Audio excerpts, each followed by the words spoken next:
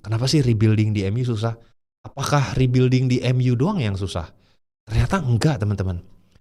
Rebuilding top 5 di Premier League itu semuanya susah. Semuanya susah. Setelah gua kilik-kilik ya, kenapa menurut gue begitu? Coba kita breakdown satu-satu ya. Kenapa menurut gua rebuilding tim top 5 di Liga Inggris itu adalah pekerjaan yang maha sulit? Kita mulai dulu dari, kita breakdown kapan sih terakhir kali tim top 5 ini juara Liga. Ya, ini kita lihat ya. Terakhir kali yang juara Liga pastinya tahun lalu adalah Liverpool. Ya, Liverpool juara tahun lalu, kalian tahu berapa spend yang dikeluarin musim ini? Lebih dari 200 juta. Ya, kalian bayangin, tim juara aja, the moment dia juara Liga, dia spend 200 juta. Kapan sih Manchester City terakhir kali juara? Musim sebelumnya. Berapa uang yang dia habiskan dari Januari kemarin sampai musim panas ini? 400 juta. Ya. Kapan sih Chelsea terakhir kali juara? 2016, 2017. Berapa uang yang udah dia keluarin? 2,5 miliar. Edan, my friend. Manchester United ya makin jauh lagi, 2012, 2013, dan terakhir kawan kita Arsenal ya sudah 21 tahun yang lalu juara. Oke. Kita basis prinsipnya dari sini dulu diskusinya, biar nggak kemana-mana ya. Jadi kenapa gue memulai dari kapan terakhir kali tim top 5 ini juara, itu untuk menjudge udah berapa cycle tim sih yang lewat setelah itu. Karena kan kita ngomong tentang rebuilding tuh nggak gampang teman-teman ya, ada banyak faktor gitu. Nah sekarang kita lihat dari tim terbaik terakhir yang mereka miliki setelah mereka terakhir kali juara Liga. Yang paling gampang dulu deh, Liverpool ya. Liverpool setelah kemarin menjuarai Liga Inggris ya, dari sini aja tuh yang udah berubah banyak banget teman-teman ya. Udah ada 5 yang berubah ya. TAA udah nggak di sini, Robertson udah nggak di sini, Diaz sudah nggak di sini, Jota udah nggak di sini, dan arguably salah satu dari Szoboszlai atau Gravenberch ini harus ada yang di bangku cadangan nih, ya 5 nih yang langsung dirombak, ya karena ada Florian Wirtz di situ, kemudian ada Ekitike masuk di situ, ada Frimpong, ada Milos Kerkez gitu. Jadi kalian sadar nggak dari tim yang juara aja yang berubah tuh 5. Ini kalau di total valuasinya ini tuh mahal banget gitu. Dan mereka langsung mengimprove, ya itu nomor 1. Kita tarik yang kedua, berikutnya Manchester City.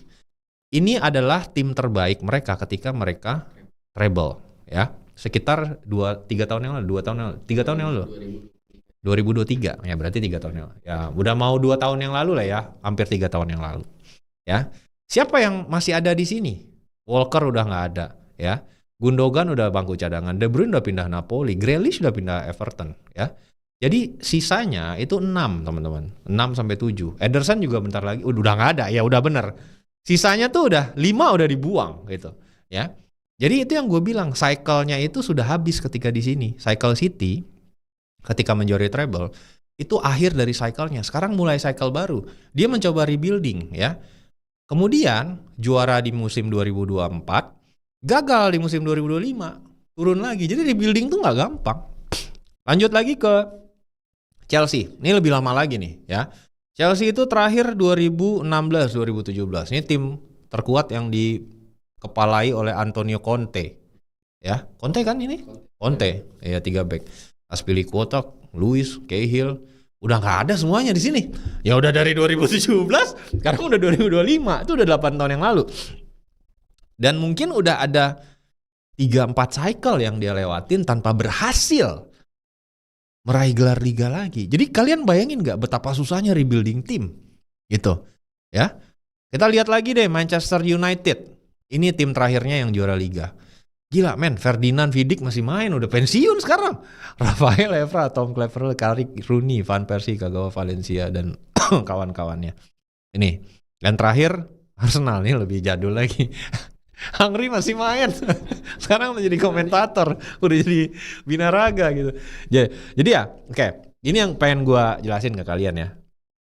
Yang pengen gue jelasin itu adalah pertama, kenapa rebuilding itu susah banget? Karena semua tim yang ada di Liga Inggris tuh punya uang, teman-teman. Ya. Semua tim yang ada di Liga Inggris itu punya uang, ya. Jadi peringkat 20 sampai 18 aja punya kemampuan spending ngalahin tim-tim juara di Italia, di Spanyol, di Jerman. Mereka punya kemampuan finansial untuk competing for the same name dengan juara-juara di liga lain. Itu satu. Yang kedua, yang terjadi adalah karena semua orang punya uang di Inggris, berlaku tax Inggris. Jadi setiap tim Inggris yang ingin membeli pemain bagus, itu harganya langsung naik 2-3 kali lipat secara permintaan value dari klub yang ingin menjual.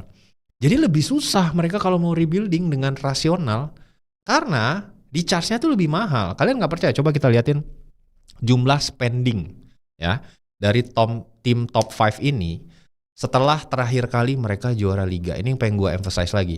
Setelah musim lalu juara aja, Liverpool itu spend 219 juta. Manchester City dari terakhir kali juara udah spend 419 juta. United lebih gila lagi. United, Chelsea, dan Arsenal tuh udah mainnya miliaran tanpa hasil memenangkan gelar liga, teman-teman. Jadi rebuilding job di Premier League, it's a very very tough job. Kenapa? Karena itu adalah dampak dari kesuksesan liga itu sendiri. Ini realitanya adalah Liga Inggris is the real Super League.